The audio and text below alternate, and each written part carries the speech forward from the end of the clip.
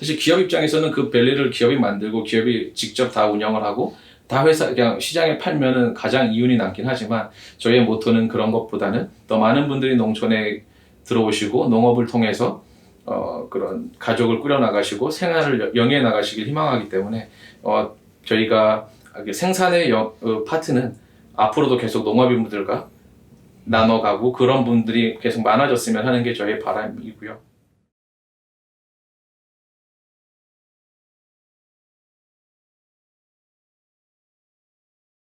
네, 안녕하십니까. 제11회 청년 일가상 수상자 박영민이라고 합니다. 저는 농업회사법인 로갸를 운영을 하고 있는데요.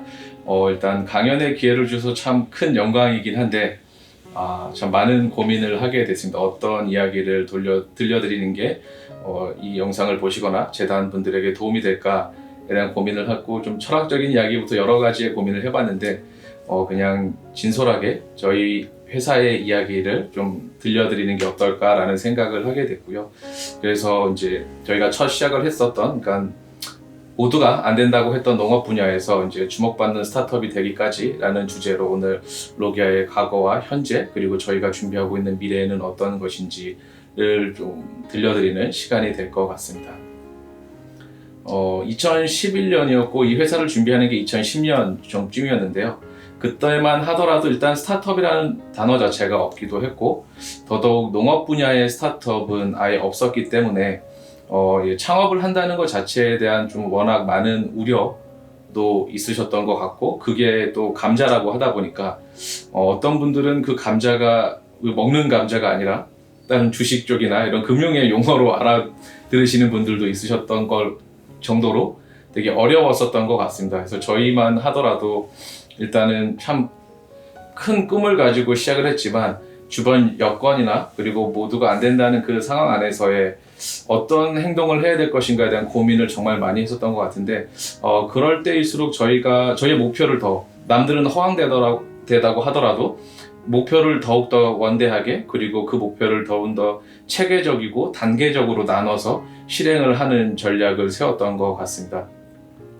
그래서 저희가 처음에 시작을 했었던 거는 그러면 저희는 이 스타트업이라고 하면 문제 해결 집단이라고 생각을 합니다.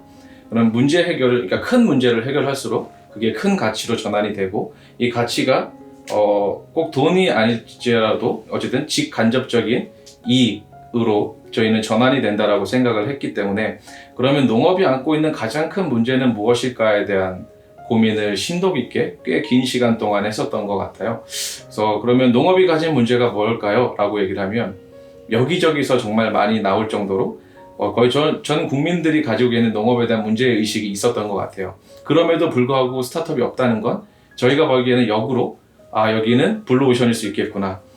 낙후되어 있고 그만큼 갭이 큰 만큼 해결할 가치가 많고 우리가 해결해야 될 일들 그리고 그 간격을 좁혀내야 할 일들이 많다는 생각에 오히려 안 된다고 하는 얘기를 들을수록 저희는 더 좀 설레였었던 것 같고 더 큰 이제 각오를 다졌었던 것 같아요.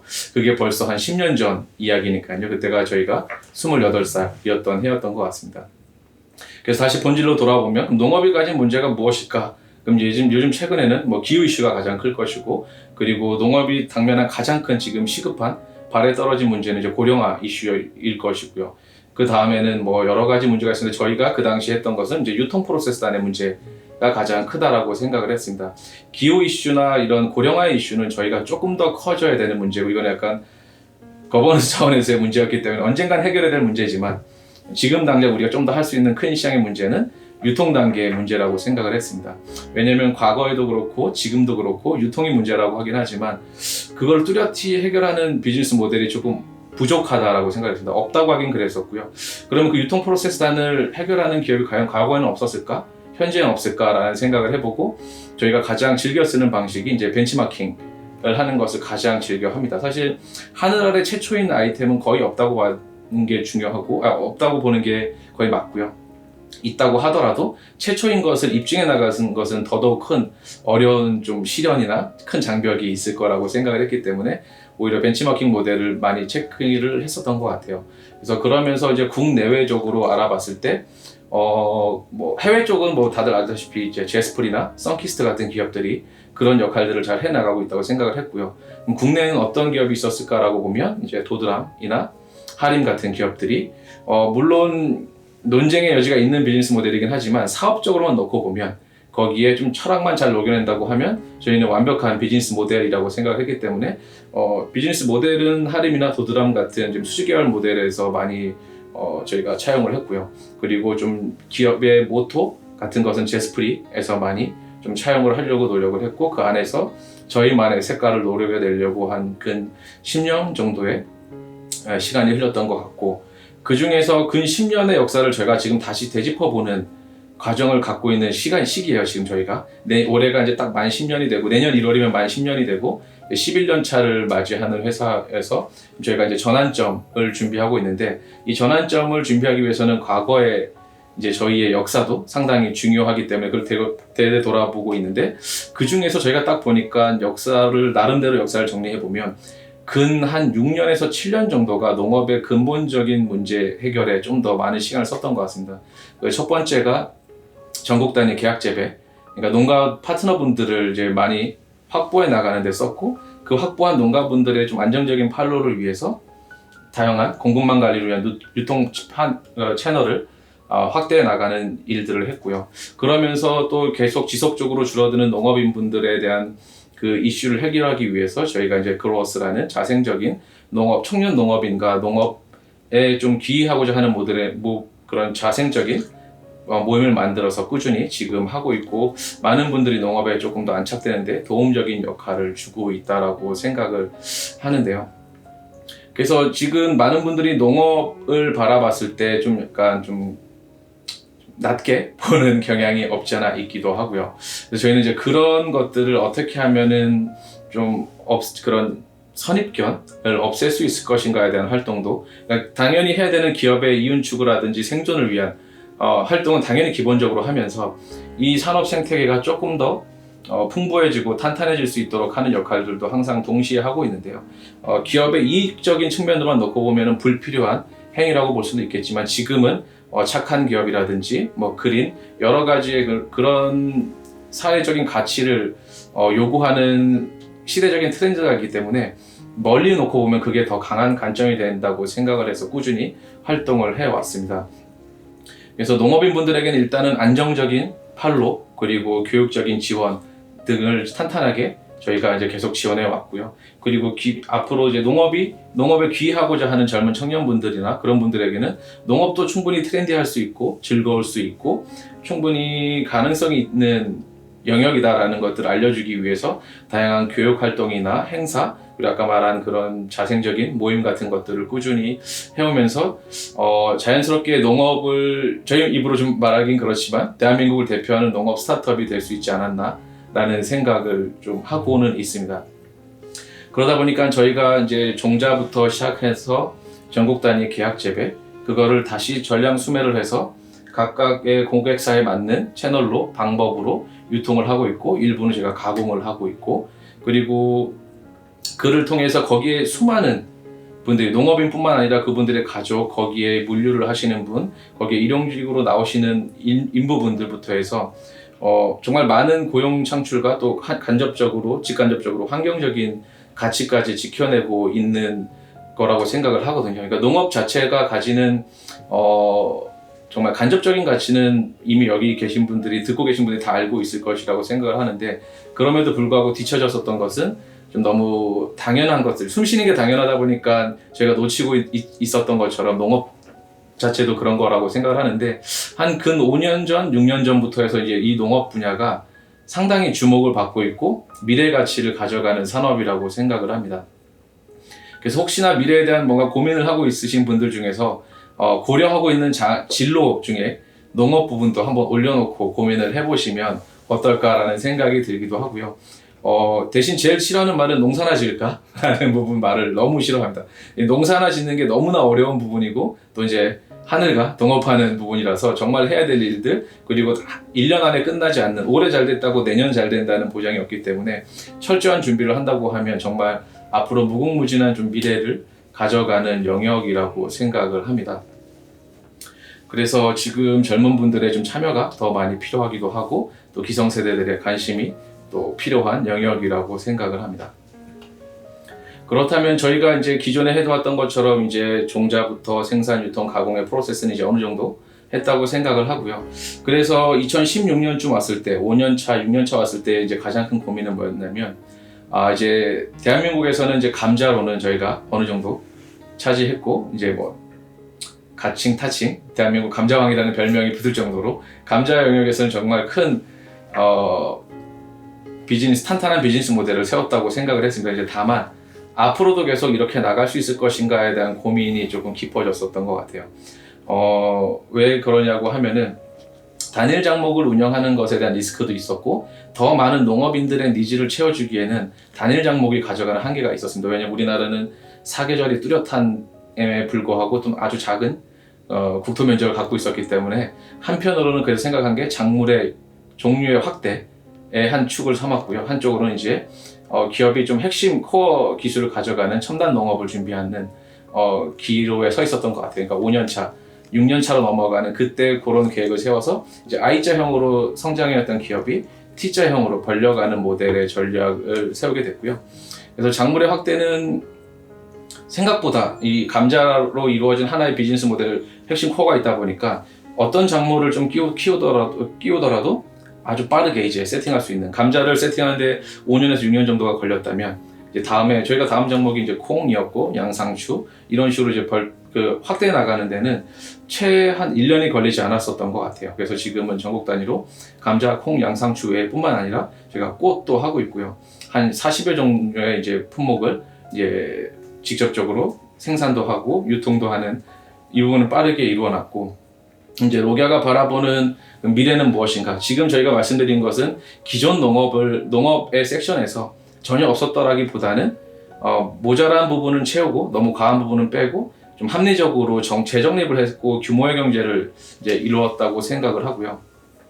그 한편으로는 이제 다가오는 이슈, 아까 제가 초창기에 말했던 것처럼 이제 기후의 이슈, 고령화의 이슈, 그리고 이제 FTA가 가속적으로 체결되면서 수입 농산물에 대해서 우리 농촌이 어떻게 준비할 것인가에 대한 고민을 자연스럽게 할 수밖에 없었던 것 같아요. 또 어떤 분들은 왜 굳이 너네가 그런 부분까지 고민을 해야 되느냐라고 생각을 하는데, 저희는 다시 또 본질을 얘기하면 농촌이 있어야 되고 그 농촌에 있는 농업인 분들이 건재해야 그 전후방 산업도 있을 수도 있고 저희의 존재 가치도 더 높아진다고 생각하기 때문에 그 부분을 좌시할 수 없었고, 그렇기 때문에 누구는 국가에서 해야 될 일이고 어쩔 수 없는 일이라고 할 때 저희가 한 해 벌어들이는 돈보다 미래에 대한 이런 R&D와 투자에 더 많은 돈을 사실은 역으로 투자를 하기 시작을 했습니다.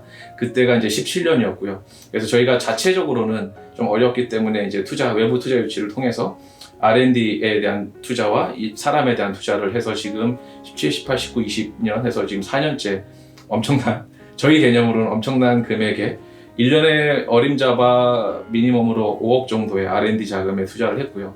내년부터는 아마 이 금액 자체가 이제 수십억 단위로 지금 커지는 계획을 세우고 있는데요. 왜 그러냐면 국가는 당연히 좋은 역할을 하고 계시지만 너무 큰 영역에서 너무 많은 섹터들을 건드려야 되기 때문에 시간적인 부분이 조금 늦을 거라고 생각을 했고, 농업인분들은 이 부분은 농업인분들의 생존의 건이지만 그분들이 해야 될 영역은 아니라고 생각을 했습니다.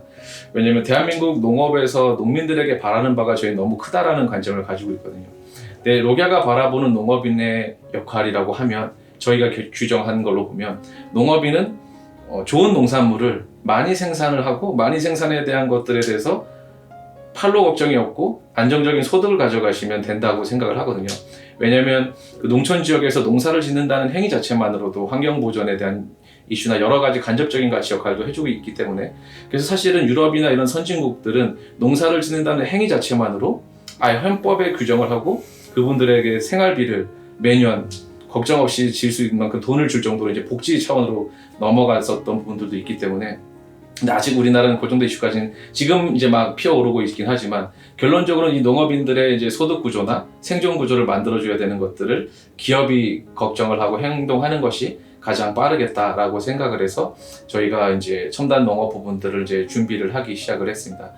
첨단 농업을 준비하게 된 이유 중에 하나는 이제 어쨌든 고령화 이슈가 들고 수입 농산물은 싸게 들어오다 보니까 어떻게 하면 원가 경쟁력을 가질 수 있을까가 가장 기초적인 고민점의 포인트였었고요. 그래서 그 부분들은 매년 다양한 방법을 통해서 해결을 하고 있고, 두 번째는 이제 기후 이슈 때문에 기존의 농법이 맞지 않거나 기존의 그 지역에서 나던 농산물이 이제는 다른 지역으로 넘어가야 되는 이슈가 생겼기 때문에 그럼 그 지역에서는 어떤 농산물을 해야 될 것인가에 대한 또 고민이 있는데요. 그런 부분들을 저희가 적극적으로 제안을 하는데, 단순히 이거를 지어봐라는 솔루션은 누구나 할 수 있는 거라고 저희는 또 생각을 하기 때문에, 이런 것들을 어떻게 지으시면 저희가 또 다시 전량 다 판로를 해결해주고 그거에 대해서 안정적으로 매년 그 보장을 해준다고 하면 이분들의 그 탄탄한 그런 생활 여건들이 형성이 될 거라고 생각을 하고 있어서 그분들을 하고 있습니다. 그래서 지금 크게는 로게가 준비하고 있는 미래 중에서 한 축은 이제 데이터 농업이고요. 그래서 그거는 이제 자회사의 파메어를 통해서 농산물의 이제 여러 가지 데이터들을 모으고 분석을 통해서 어떤 작물들이 몇 개월 뒤에 어느 정도의 시세를 형성할 것이고, 근데 시세를 형성한다는 것은 그 생산량의 변화까지 예측을 할 수 있다는 것이기 때문에 다양한 정보를, 의사결정을 위한 정보를 농업인분들에게 드릴 수도 있고, 그 밸류체인 안에 있는 기업이 될 수도 있고, 많은 분들에게 의사결정을 할 수 있는 정보를 드릴 수 있는 부분들까지 이제 구축이 됐고, 한편으로는 농사를 짓는 방법에 대한 다양성을 준비를 하기 시작을 했습니다. 물론 토양을 살리고 토양에서 하는 것이 가장 근본적인 농업이긴 하지만, 한편으로는 아까 기후적인 이슈라든지 여러 가지를 조금 더 고령화 이슈를 해결할 수 있는 게 저희가 봤을 때는 좀 스마트 농업, 이해하기 쉽게 말씀드리면 스마트 팜으로 좀 대부분 이해를 하고 있는데, 저희는 좀 좋아하지 않는 표현이긴 하지만 이해를 돕기 위해서는 스마트 팜이라고 말씀을 드리면, 조금 더 노동력을 절감하거나 아니면 아직까지는 저생산성인 것을 좀 고생산성으로 바꿀 수 있는 그런 이제 고민과 R&D를 하고 있습니다. 대신 이제 그게 농업에 대한 컨텐츠를 좀 다양하게 하는 것에 저희는 좀 더 집중을 하고 있고요. 기존에 했던 뭐 상추나 아니면 샐러드류를 키울 수도 있겠지만, 조금 더 반보 정도 진보한, 저희는 아직까지 대앱이긴 하지만 좀 특수 소재들이나 아니면 천연물 소재 쪽으로 좀 더 집중을 해서 농업인분들이, 고령인 농업인분들도 쉽게 접근할 수 있고, 그리고 좀 더 고부가 가치로 판매할 수 있는 농업에 대한 세팅을 지금 하고 있고, 그게 올해 말까지는 어느 정도 세팅이 끝날 것 같고, 내년부터 본격적으로 이제 저희 기업에서 투자가 들어가고 같이 할 농업인분들을 좀 모시게 되는 방법이 될 것 같습니다. 그래서 저희 회사는 그걸 이제 공유농장형 스마트밸리라고 얘기를 하는데요. 저희가 전국 단위에서 감자를 똑같이 종자를 드리고 교육을 시켜드리고, 그리고 수확 관리를 한 다음에 수확 후에 대한 관리를 저희가 책임까지 다 져드렸던 것을 한 규모 있는 면적, 약 저희가 예상한 10,000평 정도의 농장을 만든 다음에 거기에 한 60개 정도의 농장을 만들 수 있을 거라고 생각을 하고요. 그러려면 그 공간 안에 하루에 한 약 300명 정도의 일자리 정도가 창출이 되고 고용이 계속 지속적으로 돌아갈 수 있다고 생각을 하거든요. 그래서 기농을 했다가 실패해서 돌아가시는 부분들을, 그러니까 실패하고 다시 도시로 돌아가는 비율도 상당히 높은데, 그런 부분들을 저희 회사에서 역할을 해줄 수 있을 거라고 생각을 합니다. 그래서 기술을 지도해주고 종자를 드리고, 그리고 새로운 농사법에 대한 것들도 전수를 해드리고, 그거를 또 전량 수매해드림으로써 안정적인 소득 모델을 구축을 해드리고, 그런 부분, 그 부분들이 스마트 농업 같은 경우에는 하루 종일 붙어 있을 필요가 없기 때문에 좀 다음에 대한 일을 확대해 나가시고 주거의 안정을 가져가시는 데 도움이 될 거라고 생각을 해서, 그 부분들을 제가 더 본격적으로 추진을 해 나가려고 합니다. 사실 기업 입장에서는 그 밸리를 기업이 만들고 기업이 직접 다 운영을 하고 다 회사 그냥 시장에 팔면은 가장 이윤이 남긴 하지만, 저희의 모토는 그런 것보다는 더 많은 분들이 농촌에 들어오시고 농업을 통해서 그런 가족을 꾸려 나가시고 생활을 영위해 나가시길 희망하기 때문에, 저희가 생산의 파트는 앞으로도 계속 농업인분들과 나눠가고 그런 분들이 계속 많아졌으면 하는 게 저희의 바람이고요. 사실 일가재단에서도 이제 해외에서 많은 지원 활동들을 하고 있는 것으로 알고 있는데, 개인적으로 이런 데이터 농업과 스마트 농업과 기존 농업에 대한 이 삼박자가 이제 국내에서 조만간 빠른 시기 안에 이루어진다고 하면, 제 마지막 이제 목표는 국경 없는 계약 재배를 하는 것이 가장 큰 목표입니다. 그래서 어차피 선진국까지 나갈 필요는 없을 거고, 동남아시아라든지 중앙아시아, 아프리카까지 이루어지는, 그래서 저희의 우리나라의 농산물을 해외로 수출하는 것도 나라에 기여하는 바이겠지만 저희가 생각하는 조금 더 긴 안목의 기여는 그것이 필요한 나라에 가서 저희 로기아의 비즈니스 모델을 만들고 그 나라에 좀 로컬라이즈드 시키는, 예를 들면 로기아 인도네시아, 로기아 우즈베키스탄, 로기아 아프리카 이런 식으로 해서 만들어서 거기에도 저희 같은 회사들이 잘 이루어져서 국경 없이 다양한 농산물들이 왔다 갔다 하는 것들, 그게 우리나라에 영향을 미치지 않고 우리나라께 또 쉽게 나갈 수도 있고, 그렇게 된다고 하면 저희가 혜택을 주는 게 이제 국내 농업인뿐만 아니라 조금 더 넓어질 수 있고, 또 국내 농업인분들의 진출이라든지 그런 부분들이 용이해질 거라고 생각을 해서 거기까지 이제 정말 지치지 않고 달려나가는 게 목표고요. 그때가 됐을 때 또 자랑스럽게 이 재단에 서서 저희가 그때 말한 것들을 이렇게 이루었노라, 그리고 지금 재단이 하고 있는 해외 지원 사업과 좀 맞닿는 부분이 이런 것들이 있겠노라라고 좀 즐겁게 얘기하고 좀 더 많은 것들을 할 수 있기를 희망하면서 이상 강연을 마치도록 하겠습니다. 네, 감사합니다.